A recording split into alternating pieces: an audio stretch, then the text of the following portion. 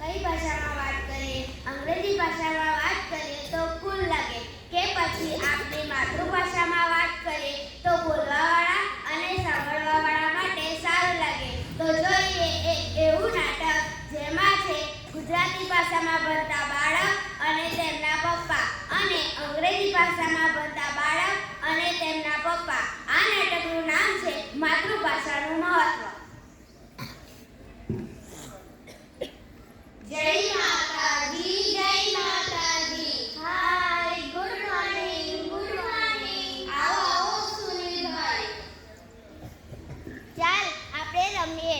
Yes, let's play. હવે નવ્યા અને કૃષ્ણા રમી રહ્યા છે તો તેમના પપ્પા શું વાત કરે છે તે સાંભળી. નવ્યાનું શું રિઝલ્ટ આવ્યું? 75%. કૃષ્ણાનું શું રિઝલ્ટ આવ્યું? 90% આવ્યું છે. તેને ફ્યુચરમાં શું બનવું છે? ડોક્ટર. ડોક્ટર બનવા માટે તો ઘણો ખર્ચો થશે. અમારા ગુજરાતી મીડિયમમાં બાળકો ભણતા હોય તેમનો ખર્ચો ઓછો છે.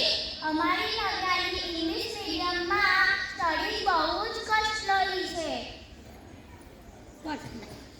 હવે નવ્યા અને કૃષ્ણા રમતા રમતા શું વાત કરે છે તે સાંભળી. યાર so what, let's play free fire. Free fire? આ ફ્રી ફાયર શું છે? You don't know?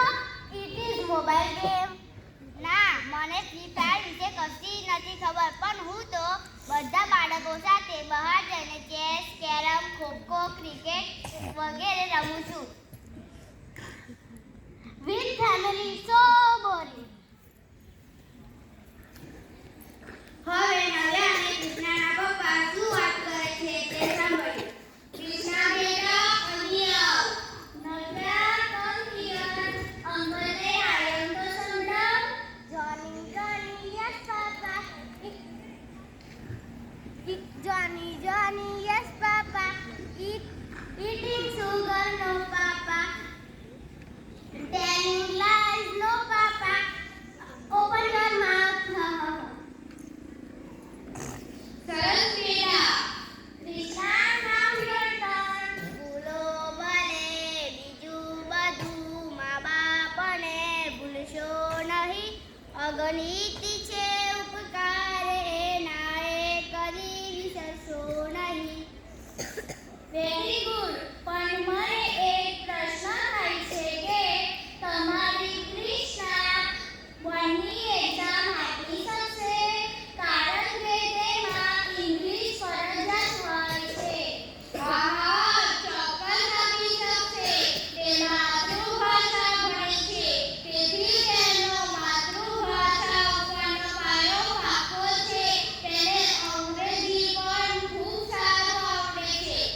Okay okay. Hello, what? હા, અમે ત્યાં હમણાં આવીએ છીએ. Navya, let's go. આપણે દાદીના ઘરે જવાનું છે. મારે નથી આવવું દાદીના ઘરે, મારે ટીવી જોવું છે. સુનિલભાઈ અને નવ્યા એકબીજાની સામે જુએ છે અને સુનિલભાઈ મનમાં વિચારે છે કે મારી દીકરીને માતૃભાષામાં ભણાવી હોત તો. અરે પપ્પા, હું તો ભૂલી જ ગઈ કે મારા દાદા દાદીને બગીચામાં ચાલવા લઈ જવાના છે, તો હું જાઉં છું. સારું બેટા, બાય, આવજો. એવું તે કેવું અંગ્રેજીકરણ થયું જેમાં માતૃભાષાનું મહત્વ જ ઘટી ગયું. અમે એમ નથી કહેતા કે અંગ્રેજી ભાષાને ઇજ્જત ના કરો, પણ પોતાની માતૃભાષાને મોઢા બગાડીને બેઇજ્જતી તો ના કરો. વાક છોકરાઓને નથી, ખોટી અપેક્ષા